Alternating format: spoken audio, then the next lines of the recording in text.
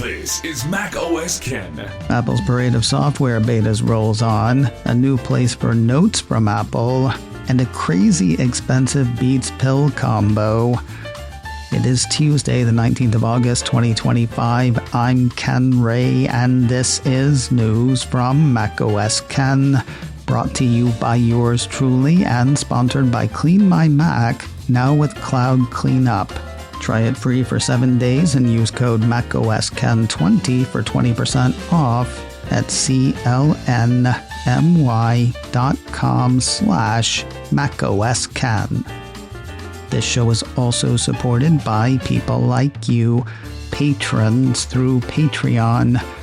Find out more and add your support at patreon.com/macOSken. Monday was a big day of beta software updates for developers and public testers. We'll start over on 9 to 5 Mac, where we find Apple releasing the fourth betas of iOS and iPadOS 26 to its public testing program. Those were joined by the fourth betas of macOS 26 Tahoe and tvOS 26. As a bonus, not really, but still, the tvOS beta includes, or is, a beta for the next big update for software for HomePod and HomePod Mini as well. People in the program, you know what happens next. Folks who want to get with the program, information is available at beta.apple.com. Of course, developers are streets ahead of the public testing people. Pieces from Mac Rumors on Monday had Apple seeding the 7th developer betas of iOS and iPadOS 26, macOS Tahoe, watchOS, tvOS, and visionOS 26. The developer betas for watchOS and iOS bring a feature that really can't be surprising at this point, despite how surprising it was last week. Another piece from Mac Rumors says the two developer betas add the blood oxygen workaround Apple released last Thursday in iOS 18.6.1 and watchOS 11.6.1. It seems likely that that was included with the beta 4s released to public testers on Monday as well, though new features for those have not turned up as of this recording. Going a bit more nerdy, a piece from 9 to 5 Mac has word of a new battery-related toggle in iOS 26 Developer Beta 7. That's tied to adaptive power mode, which is also coming in iOS 26. Describing that, Apple says when your battery usage is higher than usual, iPhone can extend your battery life by making performance adjustments such as lowering display brightness, allowing some activities to take longer, or turning on low power mode at 20%. That'll be an option for iPhone users after this fall's OS updates, but that is not the toggle spotted yesterday. What people found yesterday was a notification toggle that'll let users know when adaptive power is adapting. According to 9 to 5 Mac, users can choose whether to enable notifications when adaptive power is actively optimizing performance or disable them. I guess if you want to know why some activities are taking longer or why your display suddenly seems dim, this would be for that. Or you can leave the notifications off and just occasionally hate your iPhone. Apple's got a new home on the socials. No, not Mastodon. The South China Morning Post says the Cupertino company has opened an account on RedNote, referred to by some as China's answer to Instagram. RedNote actually picked up steam here in the States earlier this year. That was just ahead of the US TikTok ban that keeps not happening. Monday's South China Morning Post piece says Apple had more than 200,000 followers on RedNote after its first post on Saturday. Having made the papers, one imagines that number has gotten bigger. Currently, Apple maintains a presence on a few such platforms in China. The company started a WeChat account in 2018. In 2022, they opened an account on Douyin. Predating all of that, though, Apple CEO Tim Cook has kept an account on Weibo since 2015. As for the latest account, SCMP says Apple's post on RedNote, which came with an animated video of its logo, invited netizens to share their stories with the company. It did not provide any information on existing or upcoming products. That said, the piece assumes the move is laying the groundwork for announcements in the near future. Anyway, the headline implies that. The story sailed in under the heading, Apple boosts Chinese social media presence with RedNote account ahead of iPhone 17 launch. While we're talking about the socials, I got an email from a listener the other day asking why I'm on Mastodon, not Blue Sky. Carl wrote to me to say, I don't use Twitter anymore for obvious reasons, but okay, he didn't say Twitter, but I just can't. I'm sorry, I can't. I don't use Twitter anymore for obvious reasons, but for your social media, why do you use Mastodon instead of Blue Sky? The former was one of the first microblogging alternates, but never got mass appeal. Blue Sky seems like it surpassed it and Threads and has a decent amount of users. As far as I know, the company is doing things correctly and they aren't evil, relatively speaking, for a tech company. Well, Carl, I guess the simplest answer is Twitter wasn't evil either. Then it was. For a more complex answer, first of all, my social media accounts have never really been about the podcast. Sometimes they're Apple, sometimes they're political, sometimes they're art-related. It's really just kind of a personal thing. Second, and this is going to sound weird, but I'm going to say it anyway, I went into mourning when what's-his-name bought Twitter. I've lived lots of places over the past 20 years. My interests have changed, my physical friend groups have changed, but Twitter was a constant. There were people there that I have never met, who I thought of as friends. Twitter was a place to be. Twitter was also a place, it turns out, that a small group of people could hand to one person who could wreck it. The night we thought the whole thing was going to buckle because of code cutting and massive layoffs was pretty close to my last time there. After what's-his-name bought Twitter, I spent a year on no social media platform except for Instagram, which took me longer to wean off of. I'm also not active on Instagram anymore for similar reasons. Changes there are not made for the user at this point, but for the harvest of user dollars and data. The head of Instagram is also an individual who doesn't give a about individuals. Makes playing there less fun.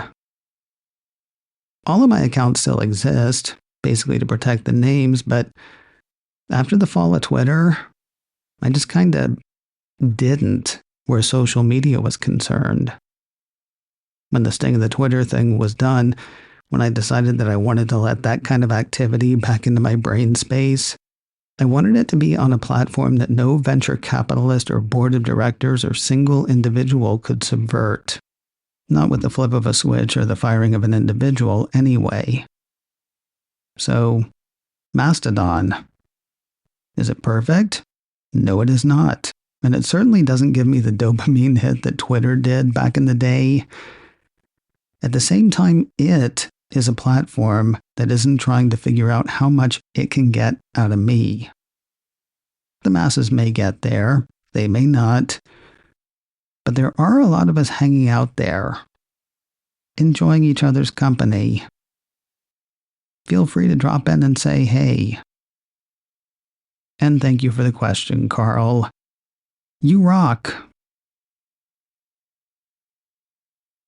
More news in a moment, but first a word from today's sponsor, Clean My Mac, and their new feature, Cloud Cleanup.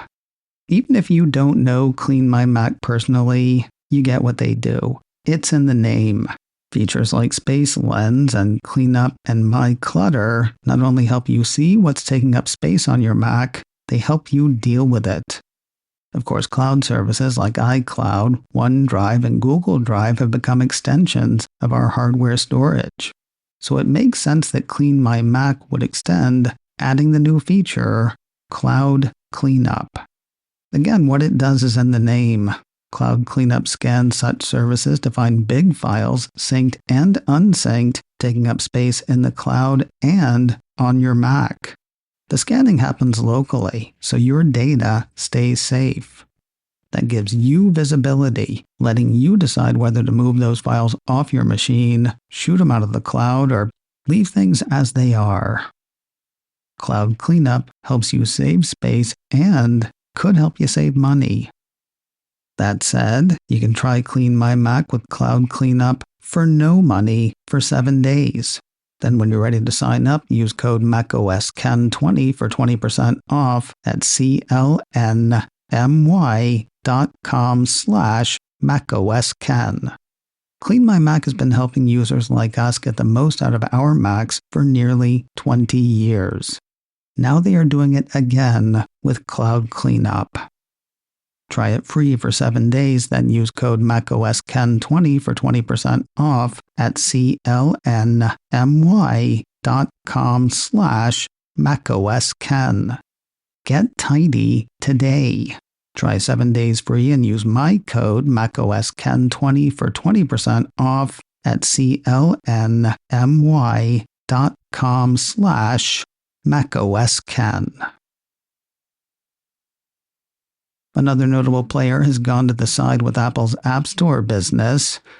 A piece from TechCrunch says the newsletter subscription platform Substack is letting writers in the US direct would-be subscribers out of the App Store to subscribe and make payments.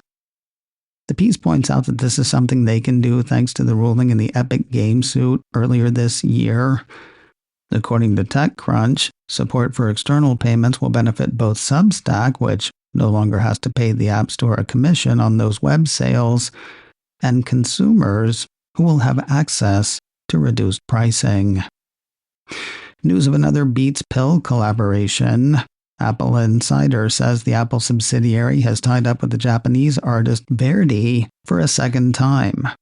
The first time was on a set of Beats Flex earbuds. This time the two are bringing a truly pricey Beats pill speaker and holder combo. The holder is a Verdy character named Bear. The intro video, viewable on Instagram, shows Bear frantically searching its flat for food before stuffing a Beats pill into its mouth, which it then swallows, followed by 2 more, changing color each time. So 3 colors to choose from then? Kinda. While there will be 3 colors of pill to pop, black, gold, or red, Bear stays beige once you get him home. The price, meanwhile, is nothing to sneeze at. Just north of $500 US, according to the report, though that does include the $150 speaker. Like most of the Beats pill tie-ups, this one will be hard to get. The Instagram post I mentioned says it'll be available in-store only at Dover Street Market in London this Thursday, the 21st of August. The pill-popping Bear will also hit the US, China, and Japan later this year. And finally today, news of a new movie on the way from Apple Original Films. The Cupertino company issued a press release Monday teasing the Josh Greenbaum-directed, Jake Johnson starrer, The Dink. Hey, what do you know? Another sports comedy from the people who brought you Stick and Ted Lasso. According to the release, The Dink stars Johnson as a washed-up tennis pro who, desperate to save a struggling club and earn his father's respect, is compelled to break a sacred vow and do the unthinkable: play pickleball. Ben Stiller's Red Hour Films is on the production end. Stiller will also have a part in the film. Other players will include Mary Steenburgen, Ed Harris, Patton Oswalt, and Chris Parnell, as well as tennis greats Andy Roddick and John McEnroe. I can't decide whether McEnroe should scream all of his lines or, for comedy's sake, be so soft-spoken he needs subtitles. Of course, I didn't write the thing. TV writer Sean Clements did. No word in the release on a release date for The Dink. macOS Ken. brought to you by me and sponsored by Clean My Mac, now with Cloud Cleanup.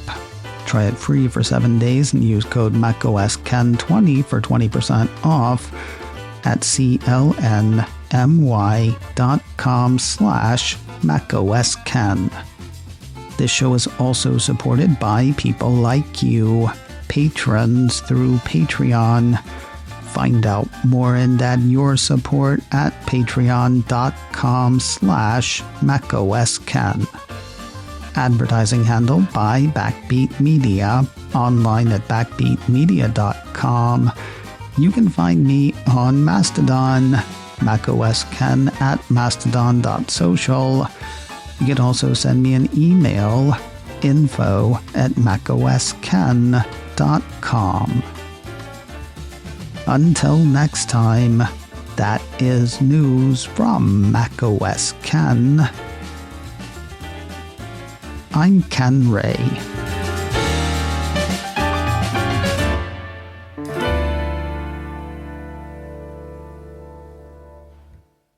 And Jesus wept, for there were no more worlds to conquer.